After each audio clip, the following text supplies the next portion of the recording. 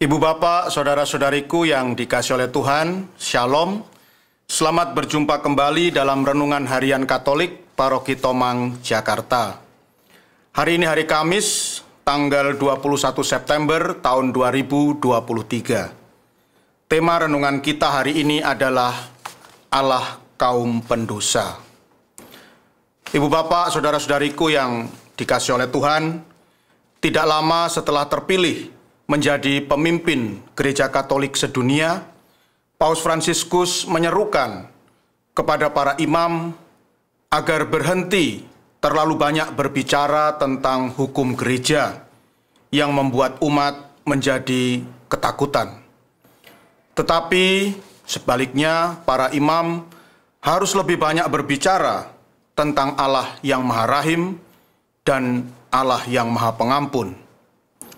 Selain itu, Paus Fransiskus juga meminta kepada para imam agar selalu siaga 24 jam untuk melayani umat yang merindukan sakramen tobat.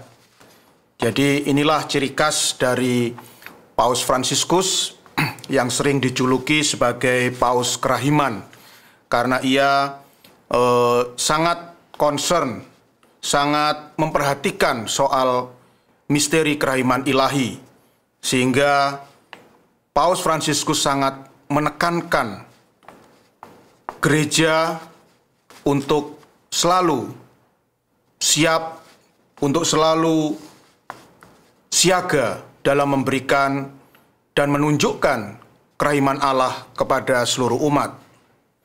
Ibu bapak, saudara-saudariku yang dikasihi oleh Tuhan, sikap Paus Fransiskus ini sejalan dengan sikap Tuhan Yesus Kristus seperti yang dikisahkan di dalam Injil Matius bab 9 ayat 9 sampai 13 yang dibacakan di dalam perayaan Ekaristi hari ini. Di dalam Injil Matius yang dibacakan dalam perayaan Ekaristi hari ini dikisahkan tentang Tuhan Yesus yang memanggil seorang pemungut cukai bernama Matius untuk menjadi salah satu muridnya. Hal yang menarik adalah Matius ini profesinya atau pekerjaannya adalah pemungut cukai, yang notabene bagi orang Yahudi adalah profesi yang sangat hina dan profesi yang penuh dengan dosa. Mengapa? Ya karena memang pada kenyataannya para pemungut cukai itu mereka bekerja untuk pemerintah penjajah Romawi. Mereka memungut cukai atau pajak kepada rakyat Israel, tetapi hasilnya bukan untuk rakyat Israel, melainkan untuk kepentingan penjajah Romawi. Ini dosa yang pertama. Dan dosa yang kedua adalah bahwa mereka mendapatkan komisi beberapa persen. Ya, saya dengar 5% ya, sekitar 5% dari cukai yang mereka pungut dari rakyat Israel. Padahal hasil cukai itu bukan untuk kepentingan rakyat Israel, melainkan untuk kepentingan penjajah Romawi. Inilah yang membuat profesi sebagai pemungut cukai itu dianggap hina dan dianggap berdosa berat oleh orang Yahudi. Tetapi anehnya Tuhan Yesus malah memanggil Matius, seorang pemungut cukai ini, untuk menjadi salah satu muridnya, menjadi salah satu orang dekatnya. Dan tentu saja, seperti yang dikisahkan dalam Injil, ini mengundang kemarahan dan protes dari orang-orang Farisi. Orang-orang Farisi itu mengajukan protes kepada para murid Yesus yang lain. Mengapa gurumu makan bersama dengan pemungut cukai dan orang berdosa? Orang Farisi tidak bisa terima bagaimana Yesus Kristus bisa duduk makan bersama dengan pemungut cukai yang sangat berdosa dan malah bersahabat dengan mereka. Dan salah satunya adalah Matius. Nanti masih ada yang lain ya, Sakeus ya, dan pemungut-pemungut cukai yang lain. Tetapi kita lihat Tuhan Yesus tidak peduli dengan protes dari orang-orang Farisi itu. Ia tetap komit dengan keputusannya untuk mencari dan merangkul kaum pendosa untuk kembali hidup dekat dengan Allah. Tuhan Yesus menegaskan sikapnya dengan bersabda, "Yang kukehendaki ialah belas kasihan dan bukan persembahan, karena aku datang bukan untuk memanggil orang benar, melainkan orang berdosa." Ibu bapak, saudara-saudariku yang dikasihi oleh Tuhan, inilah sikap dari Tuhan Yesus yang luar biasa. Dengan tegas dan jelas, Ia menjelaskan kepada kita misinya untuk datang ke dunia ini, yang memang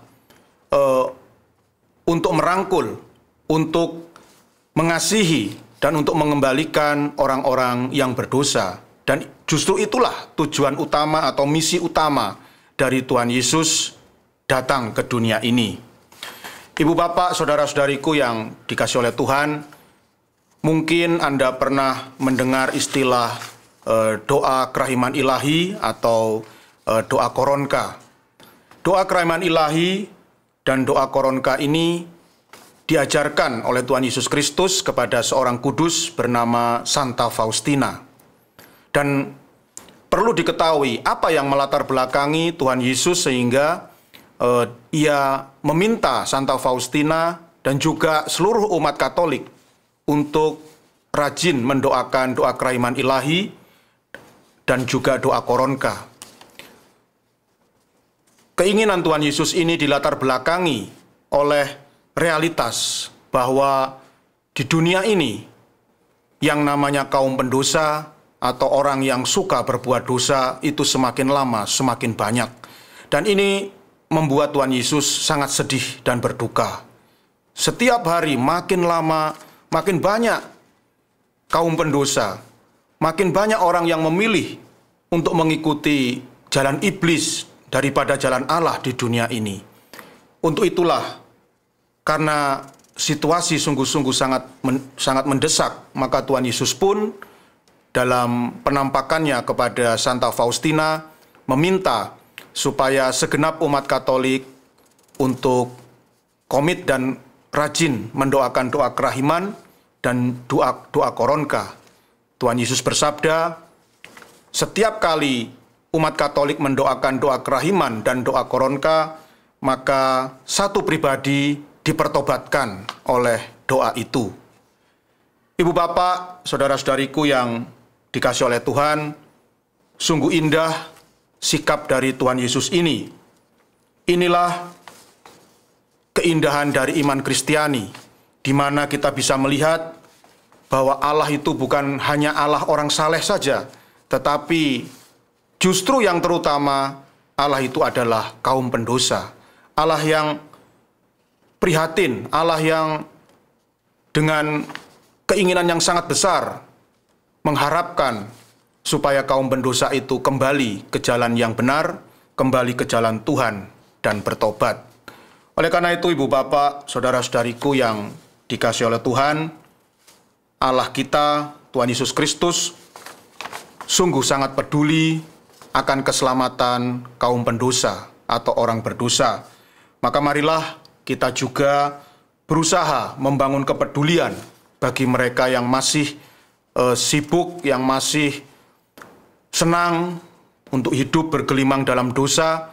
Mari kita bantu mereka dengan doa-doa kita, dan semoga apa yang diinginkan oleh Tuhan Yesus Kristus dapat terwujud, yaitu pertobatan kaum pendosa.